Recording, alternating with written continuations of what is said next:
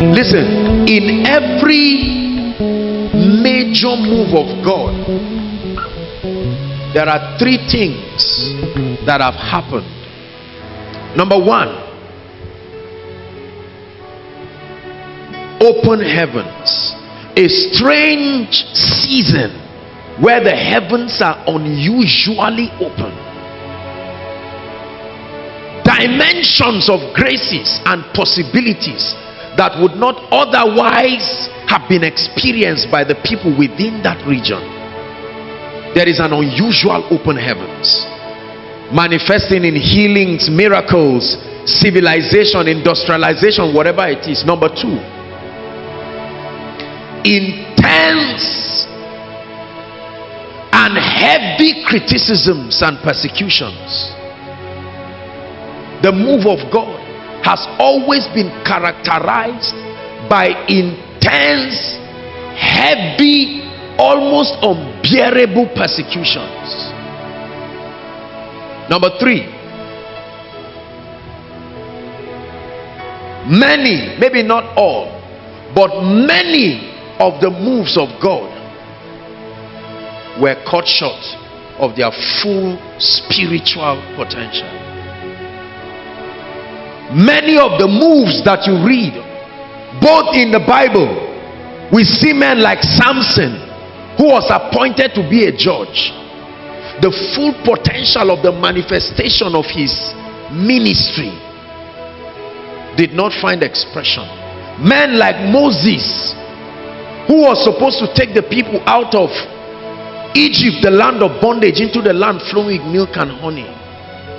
Something seemed to happen in the middle of those moves, and I have spent my life studying it, because the move of God that will return the Christ must be dealt with precision, intelligence, and it must be finished to the latter. Hallelujah. Is God speaking to us tonight? Now, if you don't love God and the agenda of God, you will not find what I'm saying tonight interesting. If you are just a casual Christian wanting marriage, wanting a car, house, a good grade, and you just came because you are hungry, give me tea, give me bread, this will not concern you.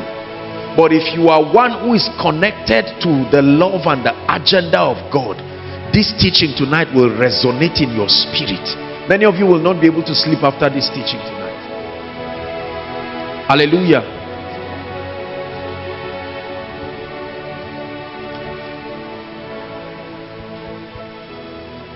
There are many reasons why revivals start, and there are many reasons why revivals stop abruptly. And if we do not identify some of these reasons, then we may not be able to completely live out the fullness of God's expectation. All over Nigeria, as a case study, we see that there is an awakening. Campuses, different non-denominational meetings, even churches that will otherwise not be open to certain dimensions of the spirit. The eldership may not be open, but there is a renaissance happening in the youth ministry. The youth and the children, something they themselves cannot explain.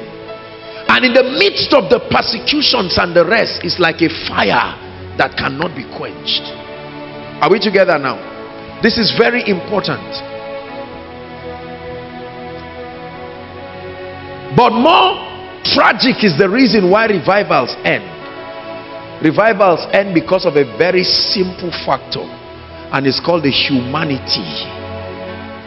The humanity of men. The humanity. Please pay attention.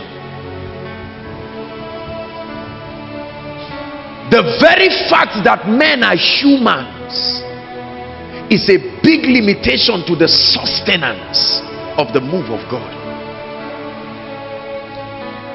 Every revival, every spiritual pursuit that has gassed out happened because the humanity of men impeded the pace with which the spirit was going. Are we together? Now let me tell you something. When God begins to use you, pay attention. When God begins to use you, the devil will never come to attack you. He will only attack you before you are being used. But if he does not prevail, he will not come when the move starts. The move of the Spirit and the gift of the Spirit will be working in your life, and hell will be quiet.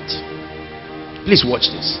You will continue building the churches, building the cathedrals, healing the sick, doing mighty things, and hell will be silent.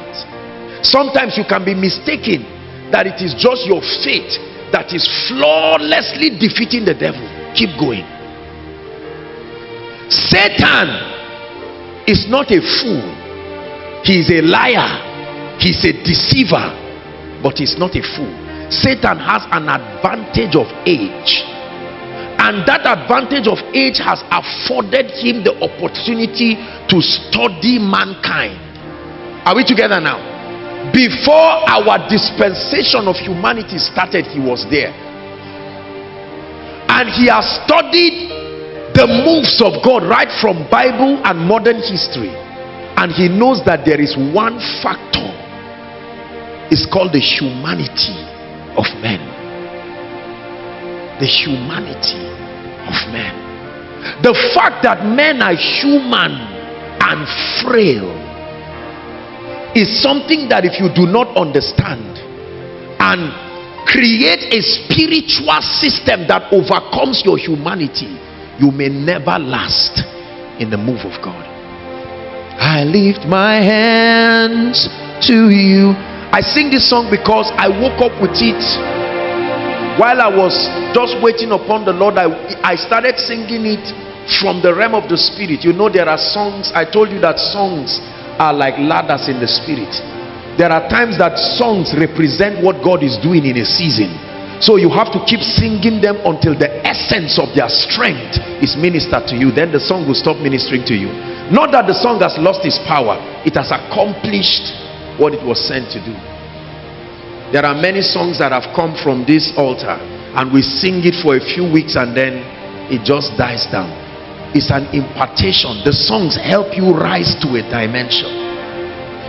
I lift my hands to you, awesome God, awesome God. I lift my voice to you. You're the awesome God. I lift my hands to you, awesome God.